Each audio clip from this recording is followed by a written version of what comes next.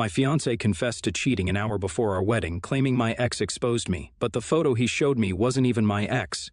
It was 1 hour before our wedding when I got a call from my fiancé, asking me to meet him in another room at the hotel we booked. I asked him if he was joking, and refused to meet him. I told him he couldn't see me before the wedding. He said that it was rubbish, and just a myth. I could tell he was getting angry. I told him to calm down and said that I would meet him. I was ready, but I hadn't put my dress on yet, so I slipped some jeans on and took his sister with me. She was one of my bridesmaids. I told her that her brother seemed angry, and she looked at me confused, telling me that he seemed perfectly happy yesterday. We reached the room he was in and knocked. He opened the door and he looked furious with me. His sister asked him what was wrong, but he just stared at me. Then, out of nowhere, he looked me in the eye and told me he cheated on me. I looked at him shocked. I nervously laughed and asked him if this was a joke. He just kept staring at me. I couldn't read him. I looked at his sister, and she pushed his arm, telling him to stop freaking with me. He said he wasn't. He said he had zero regrets about it because he knew what I had done. A few tears slipped out. I was prone to anxiety attacks, so I took deep breaths. This would be a really bad time to have one. I asked why he was doing this an hour before our wedding. I asked what I had done that was so bad. I asked him when he cheated on me, and he said, "Last night." I felt my heart break. His sister shouted, "Rubbish." She told him that he was so excited yesterday. She questioned what happened now. He said that he had met my ex yesterday evening, and he had told him everything that happened at my bachelorette party. I was confused, and I could feel my body shaking. I told him my bachelorette party was very simple. It was nothing over the top, and he knew that. I only had a few drinks, but I wasn't drunk. I asked him who he was talking about, but he didn't give me a name. He accused me of cheating on him multiple times after the bachelorette party and said that he knew everything. He said that my ex had told him everything. I told him that it was all a lie and tried to go near him, but he backed off, telling me not to touch him. I had started full-on crying at this point. I asked him how he could believe somebody else over me. I told him that it was unclear. I told him that his sister drove all of us home that night and she agreed. She put her arms around me, trying to comfort me, and told her brother off. She told him to stop playing around. I looked at him and everything was blurry. I could feel an anxiety attack coming. I wiped my eyes and tried walking up to him. I told him to please believe me, that I would never do something like that to him. I told him that we were in a 5-year relationship. I wouldn't even think of betraying him. I held his hand, and he plucked my fingers off him. I told him that I would never do this to him. I was begging him to listen to me. All of my emotions were overwhelming me. I looked at him, and he looked back at me with so much disgust that I backed off. I asked him again who had said that about me. He removed his phone from his pocket and showed me a picture, and I was stunned. That wasn't my ex. I remember falling to the floor and feeling someone's hands on me. I grasped the hand on my face. It was my fiancé's. The door opened, and in came my brother. I pointed to him and looked at my fiancé. I could see through my tears that he was nodding at me as if he were confirming something. He was talking, but I couldn't hear him. I could hear a slight buzzing sound. I was having an anxiety attack. My brother carried me, and I passed out. I don't remember anything that happened after that. I woke up in the hospital. My parents were beside me. They saw me gain consciousness and immediately called the doctor. The doctor did a few checks and said that I had had a severe panic attack. I was drained. I asked for water, and my mom hurriedly gave me some. He asked if I had ever had these bad anxiety attacks before, and I said no. Even talking was tiring. I said I was tired, and I went back to sleep. The next day, I was taken back to the hotel. My fiancé was at the hospital, but I refused to see him. His parents came to check in on me and apologize repeatedly. They explained to me that my fiancé and my brother had decided to prank me right before the wedding because they thought it would be funny. My brother was supposed to burst in when my fiancé showed me the picture and tell me it was all a prank, but it was too late. I was already under a severe attack by then. I didn't have the energy to respond to them. I didn't have the energy to cry either.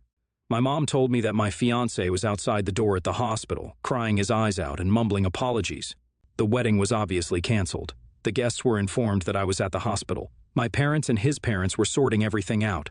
My brother had tried speaking to me, but I didn't want to see him either. I was drained and distraught. What were they thinking? It was my wedding day. We went home the next day. It's a good thing we had professionals managing everything. They assured my family that everything would be taken care of. My parents have asked my fiancé's family for some space. I'm currently staying with my parents for a while. 1 month later, my brother and fiancé have shown up at my parents' house at least 15 times. His family have come to check on me multiple times. I let his sister stay over a few times. She was there with me when this situation occurred and stood by me even through it. She had called my parents up immediately, and they had caught up to my brother at the entrance of the hotel. She told me that the prank they had planned was recorded. My parents wanted to see it, but I didn't. I told them they could do whatever they wanted. I didn't want to argue with anybody. I told them to delete it after. A few days later, she stayed over again, and she told me that her brother still has a copy of the video. She told me he watches it almost every day and tortures himself with it. They were staying with his parents. Their house wasn't that far from here. I didn't know what to tell her. All I could think about was that I was supposed to be on my honeymoon now. 1 month later, I met my brother. He gave me a tight hug. I knew he was racked with guilt. He told me he never wanted to spoil my wedding day.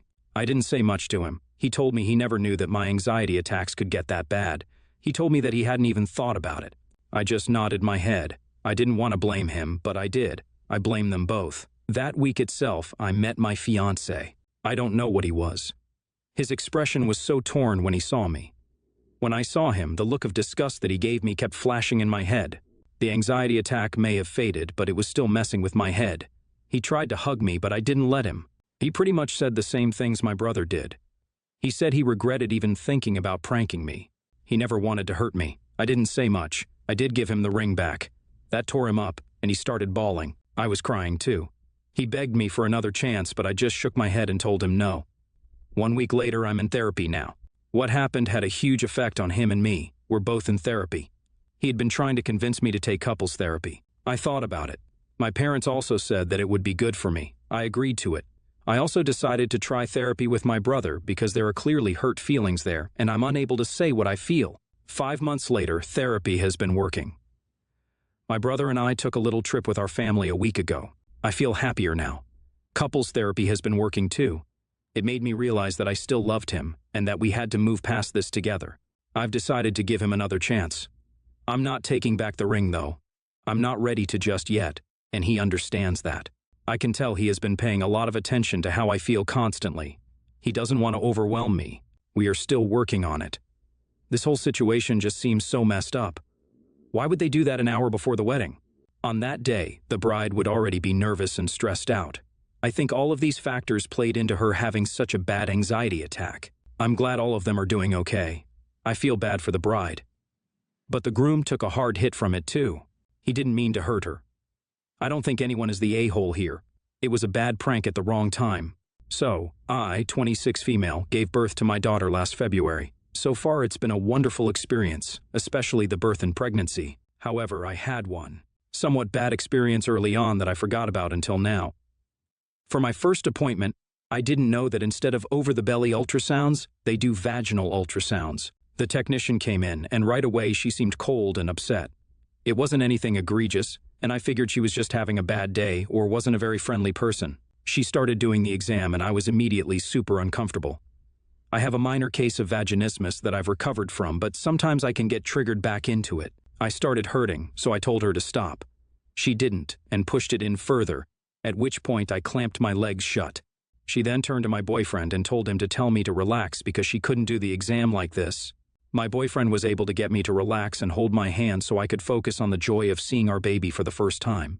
She was very cold and rough the whole time. My boyfriend asked her a few questions that she seemed annoyed to answer, but did. I got dressed, and at this point she comes back into the room and is super friendly all of a sudden. She asks if I feel any discomfort and coos over the photos with us. We were very perplexed.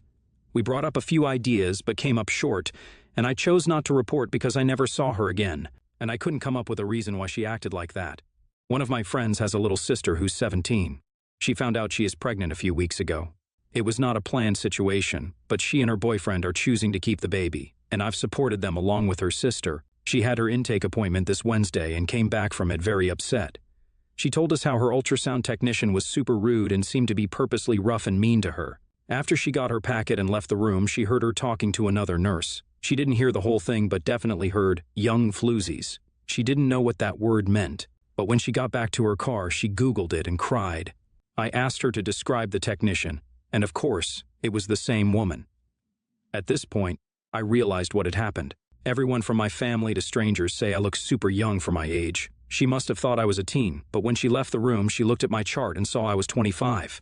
And that's why she was suddenly super friendly. I didn't know why I didn't think of that, but I was really pissed at this point. I told her, we have to go together and report her. She isn't sure if she wants to report her. She says the other doctors will get mad at her, and she'll have to use a different hospital. Her sister agrees with me, however, and so does my boyfriend. Some have said it's been too long, and I should just let it go. We can't be sure that she was being rude because of that, etc. Would I be the a-hole if I went forward in reporting her? You would not be the a-hole. You and your friend's little sister need to report this person. That is not okay behavior and could easily be considered assault when she is being rough like that on purpose because of age prejudice. You are not the a-hole. She is a medical technician, and as such, should be professional. Her attitude is very unprofessional. I'm sorry both of you were treated like that. What should have been joyful was traumatic, and that's not okay. My cousin was disabled in an accident. He's currently working on regaining mobility, but it's going to take a long time. He has his own apartment with a roommate, but he can't manage on his own yet, and his roommates aren't caretakers. He is essentially being kicked out. I have a spare bedroom at my house, and I've been asked by family to take him in. Other relatives don't have a spare room for him. I refuse because at my house, all of the bedrooms are on the second floor, and he's not able to walk up and down the stairs. He stayed at my house in the past, and it was pretty bad. For example, for pest control reasons, we don't allow eating in the bedrooms. We do make exceptions, such as having a mini fridge with juice and snacks for blood sugar emergencies. This cousin, on several occasions, was caught sneaking food into his room, so he wouldn't have to interrupt his video gaming with having to go downstairs to eat. Also, he spilled food and drinks on the bed, and when he left the room had a stench that took months to disappear. We ended up throwing out the sheets and had to buy a new mattress as well.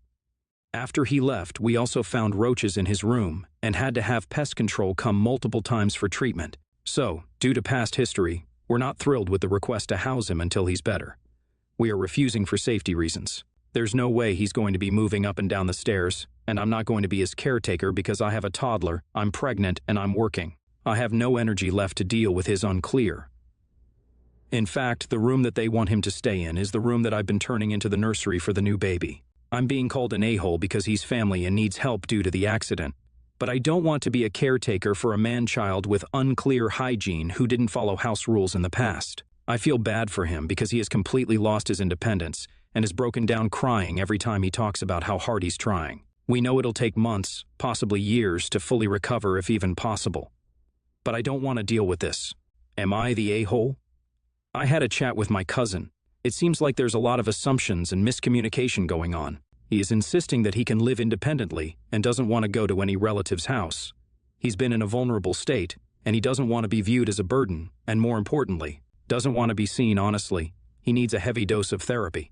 Everybody else is of the opinion that he needs to be monitored because they are afraid he'll get hurt living alone and should be staying with someone anyways.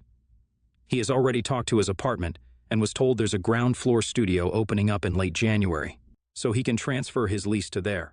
His roommates couldn't technically kick him out because of the lease, but there was already a lot of tension and arguments happening, so he chose to leave on his own. I brought up having home aid, and while he says he doesn't need one, I told him to consider a part-time one, so that they can at least cook meals for him because eating takeout every day isn't healthy at all. They can do things like light cleaning and taking out the trash or doing the laundry because his unclear is filthy. He agreed that someone coming by to cook and clean would be a big help. I also told him that if he wants to live alone that he needs to have a life alert service because if he falls, nobody would know about it for hours or days. I even offered to pay for it, but he said it's for old people and doesn't need it because his smartwatch can call 911 if needed. I'm going to respect his decision for now, but I'm also going to be keeping an eye on him. You guys make it sound like bridges should be burning with all family members, but we're all trying to look out for each other at heart. You are not the a-hole, so they want him to move in with you, and then what? Are you supposed to be his caretaker? Is he able to use the restroom by himself, bathe himself? Does he have a home health aide that helps? You are having a baby, therefore, you no longer have an extra room nor do you need the stress, not to mention how horrible of a house guest he was last time when he was able-bodied. Everyone wants to call you an a-hole because they don't want to do it themselves. You are not the a-hole. You are pregnant and have a toddler, and you are working. Depending on how disabled he is, you would also become his caretaker, and he would be reliant upon you. Even without his past issues and your past experiences with him living with you, it's okay to tell them no. It's okay to set boundaries. If the other relatives want to call you names or be rude about it, ask them why they refuse to make room for him. If they want him to stay somewhere so badly, why don't they use their money to get him a place? Have you asked them why they expect you to take responsibility for someone that they want? For them to insult you for saying no is really manipulative, toxic, and abusive. I suggest going low or no contact if you can. That sounds unhealthy, and I'm sorry you're dealing with that while you already have your hands so full. They should be offering to help you with things, not asking you and verbally assaulting you into helping someone else. You are not the a-hole. You don't have an extra room, that's the nursery. Even if you did have an extra room, it's upstairs where he can't get to it. He'd need to stay downstairs on a hired hospital bed or something. Surely he could do that just as easily at his parents' or another relative's place. You're pregnant and have a young toddler. You can't be a caretaker for him too, so he'd still need a caretaker. He could hire a caretaker to allow him to live at his own place. They don't have to be live-in around here. They come in 8-hour shifts or stay in a rehab facility or rent a bed and stay in a closer relative's living room.